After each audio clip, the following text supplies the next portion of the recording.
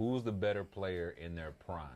Okay, I'm in their prime. Now, I'm not gonna pick anybody yet. I'm not gonna say my thing until tomorrow. I mean, until the end of this video. What I must say is that I think KG has a very underrated peak. KG has a top 20 max peak of all time. He was insane on the Timberwolves. He was insane.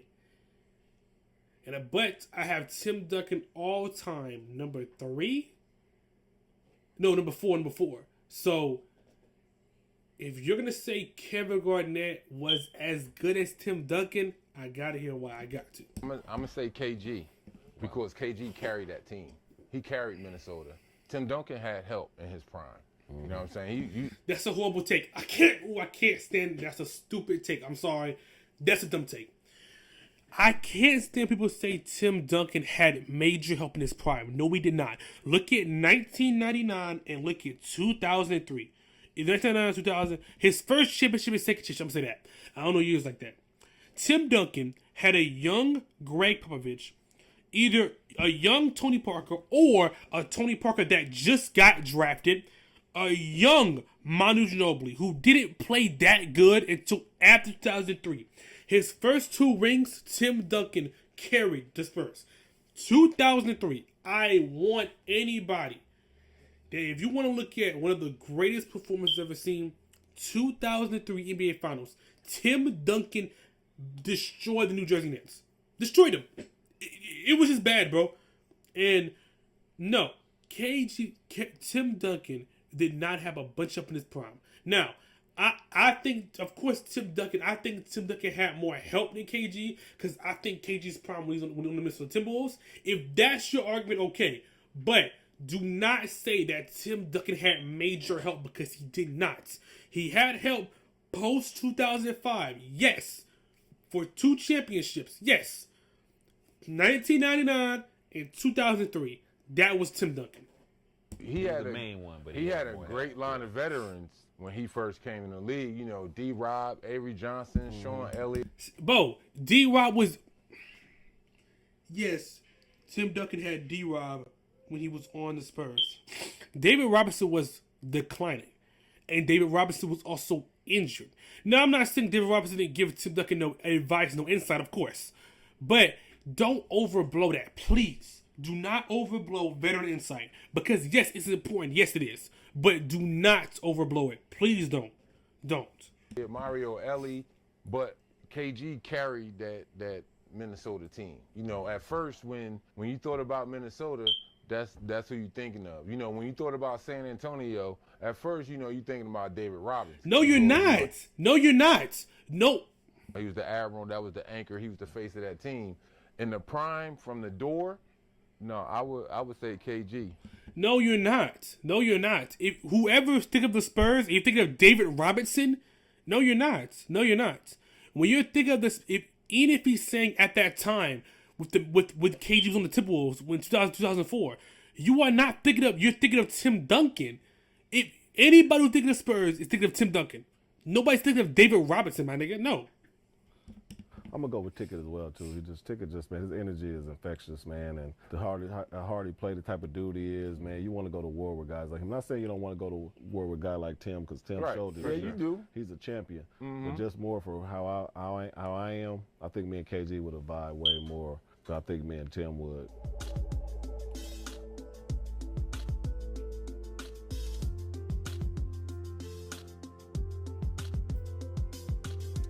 Is this nigga intro or something? Oh, it is. Oh my God. Lauren, any advice for the fans? Life is better with 2 loves, like iPhone 12 and Apple Watch SE. At Metro, get iPhone 12 with 5G and Apple Watch SE, both for only $99.99. Only at Metro. Hey, you two wish you could hang out, right? Pero vivo en España. Okay, hang out side by side in here. Love is in the air, and so is that car. With MetaQuest, you can be together no matter where you are. Kevin Maurice Garnett, also known as KG in the Big Ticket. It's no secret that KG was a legendary player and had a long, marvelous career. He was a lengthy 6'11" power forward who was a 15-time All-Star, a league MVP, and an NBA champion. Blaze him. Yet despite all of his prestige and all of his recognition, I think KG is still a bit, dare I say, underrated? I think so as well. I think KG is also very underrated because a lot of people like to glaze KG on the Celtics because they like to say that, you know, KG won because of the Boston Celtics. No. I think KG was the best player on the Celtics in my opinion. I think the way that KG anchored that defense, if you watch the Celtics play 2008, you will see the great defensive calling and the defensive plays that KG set up even on the floor when he had to adjust. I think KG is very underrated. I think his prime is very underrated because a lot of people only think of him on the Celtics when he wasn't that athletic, he wasn't that much move on the floor. He more of a defensive player and more of a secondary player as Paul Pierce was the main option, quote unquote. KG on the Timberwolves was amazing, and he was definitely carrying that team in a Western Conference where it was stacked. You had Spurs, obviously. You had a lot of great teams. You had the Mavericks. You had Kobe and Shaq Lakers. You had so many good teams in that stacked West. And for you to even make the Western Conference Finals when you get one All-Star teammate, that shows your impact. So I think KG's underrated too. I think he is. By the end of this video, you'll know why. KG was drafted in 1995 by the Minnesota Timberwolves. He was entering the NBA straight out of high school, and it didn't take very long for him to start building his reputation there. As a 20-year-old, in only his second year in the league, KG had already made the All-Star team. As the years went on, his skills continued to improve, including his scoring, rebounding, defense, and leadership. As a 23-year-old in the 1999-2000 season, KG made his first appearance on the NBA defensive first team. This was just the beginning of one of the most legendary defensive careers in NBA history. KG brought an energy and an intensity to the defensive end of the floor that was contagious. In Garnett's career, he won the Defensive Player of the Year award in 2008. He made 12 All-Defense teams and 9 first-team All-Defense selections, which is tied for the most in NBA history. Not only was he constantly causing havoc on defense, but he was also a monster on the boards. KG averaged a double-double over his career, and between the 2004 to 2007 season, he led the NBA in rebounds for 4 straight years. Yeah. That's the third longest streak in NBA history, behind only the streaks of Dennis Rodman and Moses Malone. While dominating on the boards and defensively in his prime, he was also carrying his squad offensively. Yeah. When he was with the Minnesota Timberwolves, he quite literally did everything for his team. No greater example of that than in the 2002-2003 season, when he led his Timberwolves in points, rebounds, assists, blocks, and steals. In the history of the NBA, only 5 times has a player led his team in all 5 major statistical categories over the course of a season. These players were Giannis in 2017, LeBron in 2009, Pippen in 1990. LeBron 2009 season is so underrated. People like to overblow LeBron's 2018, which is overrated. Oh my God. LeBron in 2013, which is good. And then LeBron in 2020, and with the Lakers. LeBron James in 2009 is so underrated that it actually should be criminal. LeBron 2009 was a demon, bro. 5, Dave Cowens in 1978, and of course, KG in 2003.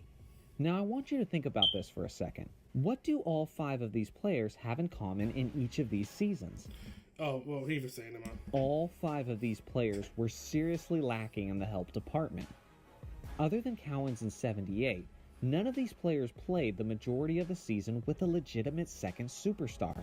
This essentially sums up KG's struggles on the Timberwolves during the early years and throughout the prime of his career. Despite the fact that Garnett was going out there every other night, dominating the Western Conference, and continuously being an MVP candidate, his T-Wolves just couldn't make it to the NBA Finals. Context is important when understanding KG's struggle with the Timberwolves. It is. The Minnesota Timberwolves were an expansion team added to the NBA in 1989. Until Kevin Garnett showed up, they were a joke of a franchise and didn't make the playoffs a single time. That is true. Even sadder than that, the Timberwolves never even had a 30-win season prior to Kevin Garnett. Yep. In a nutshell, KG played his first 12 seasons of his career for a bottom-tier franchise devoid of championship-level talent.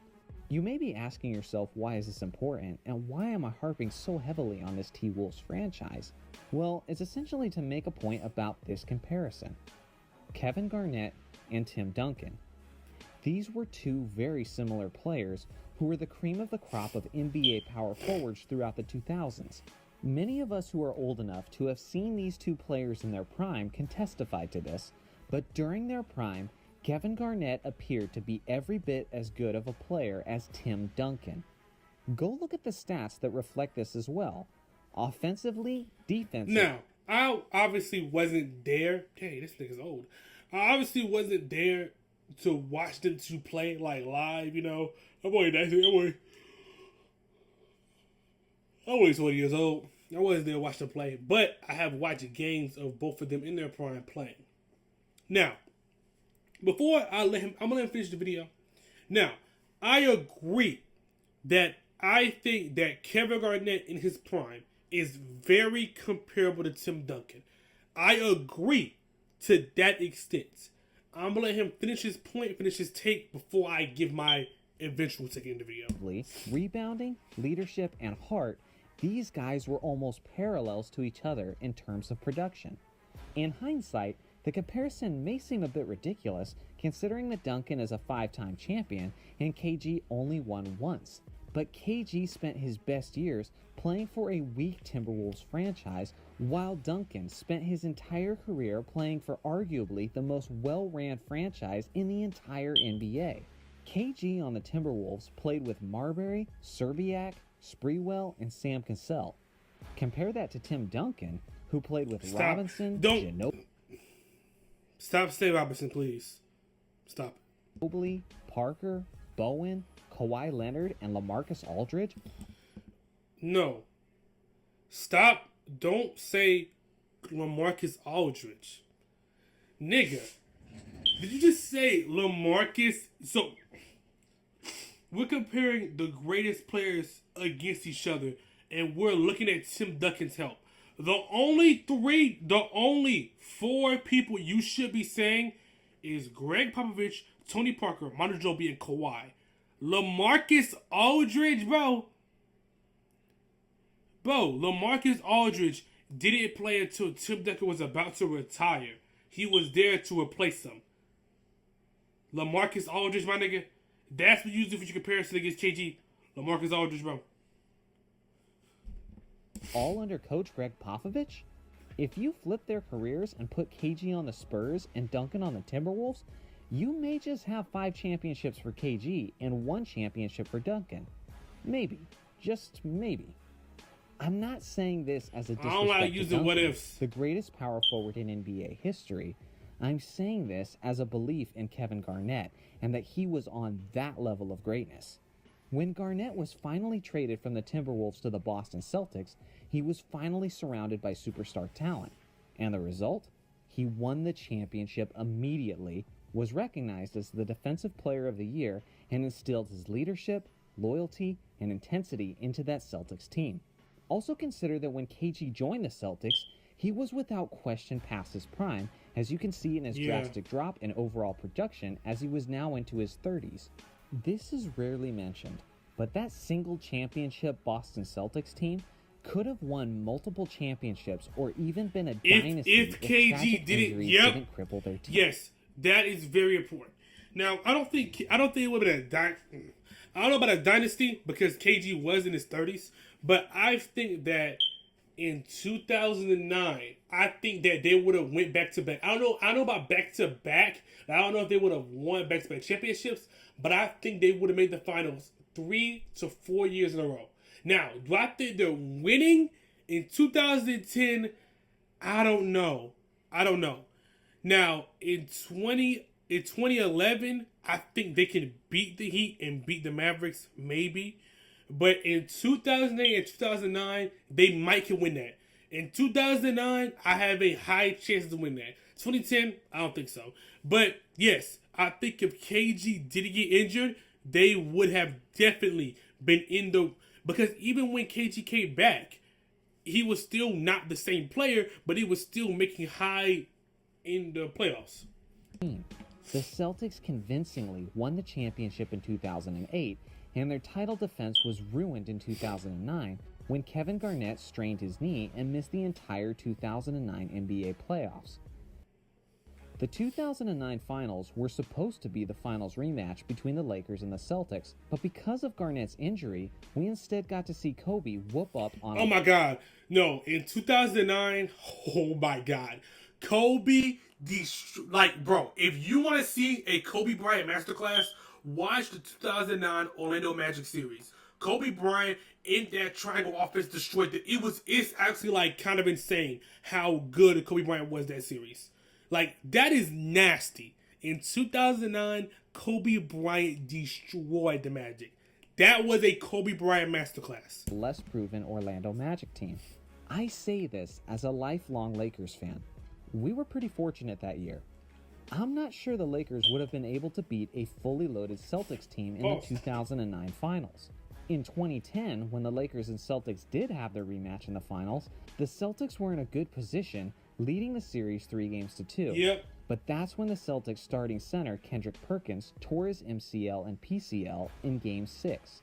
He was the help with interior defense that Garnett needed to go up against the Lakers' big. That's why I said they're not winning. Advantage, destroying the Celtics in Game 6. That's why I said that in 2010 I don't think so. I was waiting to see if he was gonna say why. That's why I said that, because Kendrick Perkins, even though Kendrick Perkins is funny, he still was a very good help interior wise for the Celtics. When he got injured, it was GG's. 6, and then won a nail biter in Game 7. Kobe famously shot extremely inefficiently in the deciding 7th game. He did. But Bynum and Pau Gasol had their way in the paint, taking advantage of the Pau absence Gasol of played Perkins. so good that game. If these brutal injuries hadn't occurred, it's very likely that Kevin Garnett could have three-peated with these Celtics. Essentially, Garnett's talent was worth way more than the single championship would indicate.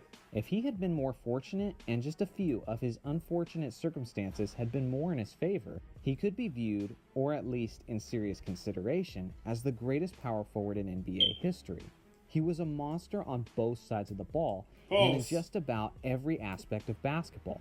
In NBA history, only 4 players have ever won both a League MVP award and Defensive Player of the Year award during their career. Those players are Hakeem Olajuwon, David Robinson, Michael Jordan, and Kevin Garnett. To further emphasize how much of a unique all-around monster KG was, listen to this. He has over 25,000 points, 10,000 rebounds, 5,000 assists, 1,500 steals, and 1,500 blocks. KG is the only player in NBA history to hit all of these milestones.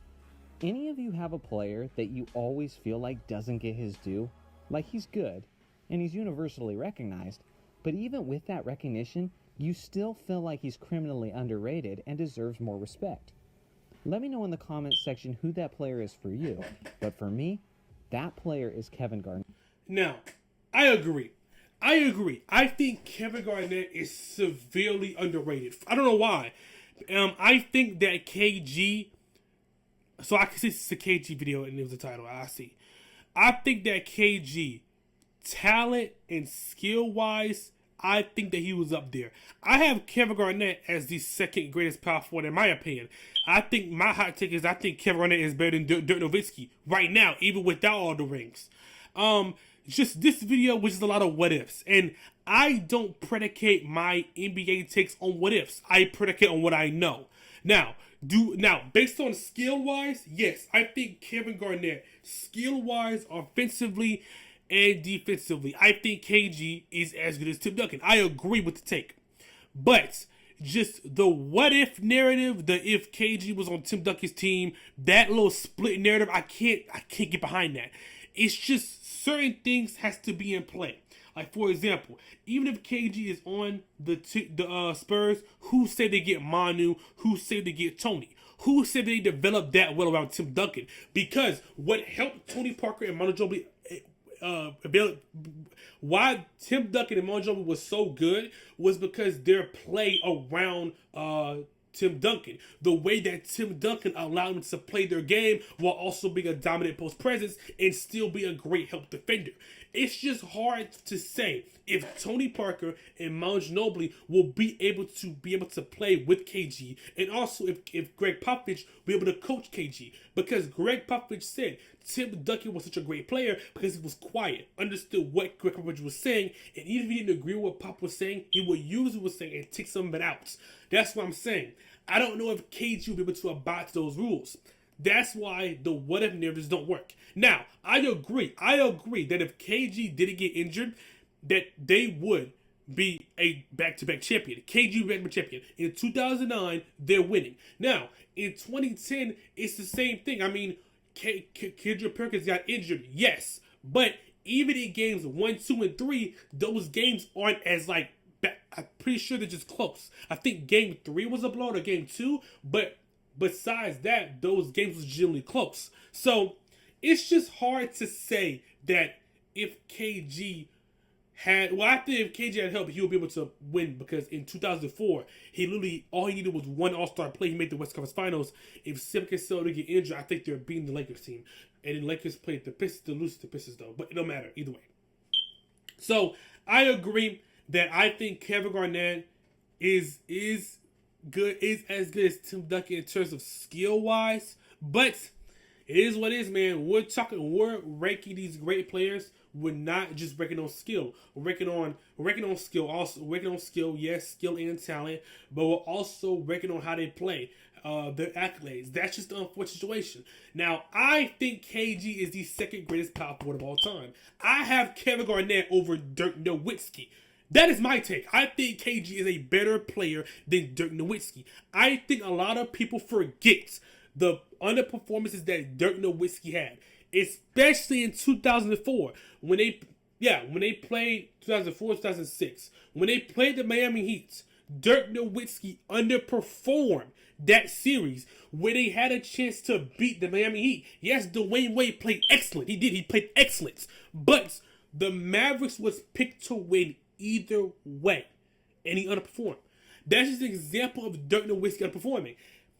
And also, Dirk Nowitzki is not that good of a defender. I think put it with KG, who is a MVP,